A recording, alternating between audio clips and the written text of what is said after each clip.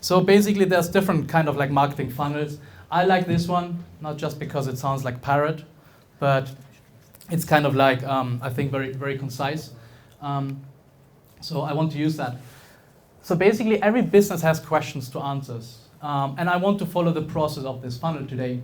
So basically what you want to answer is like, answer the question around how can we attract new customers? So how can we get customers know about ourselves? How can we get them aware? So we can actually drive them into the funnel. Once they're on our website and our store or wherever we are selling, how can we actually convert them? How can we get them to improve the first experience and have an amazing first experience?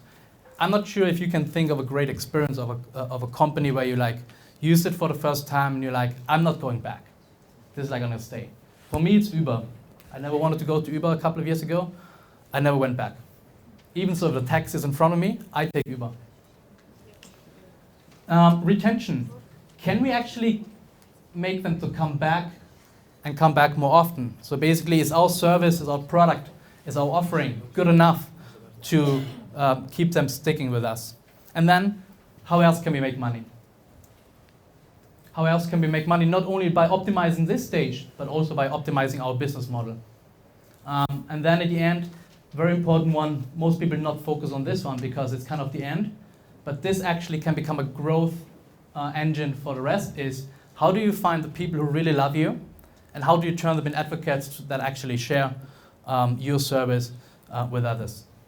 If you run a steel company, it's more difficult than you run a B2C company, absolutely. But even if you run a steel company, there's people who love you more than others. And these people you want to stay close and you want to build a strategy to actually optimize the referral and the word of mouth of these guys. And then the last one, this is kind of something that makes my presentation a little bit different. How can we actually do all this for the first time and learn more and learn faster? Because what I don't want to focus on, I don't want incremental change. I don't want to improve conversion rate from 1 to 2%.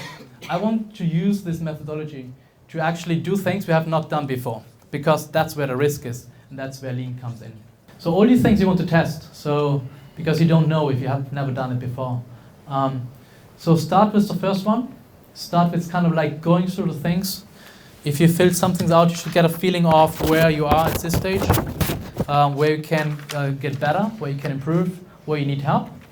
And only if you optimize that, and only if you know what your marketing funnel is, you should think of kind of business model innovation, which means making more or getting more out of the ones you're already doing by answering all these questions.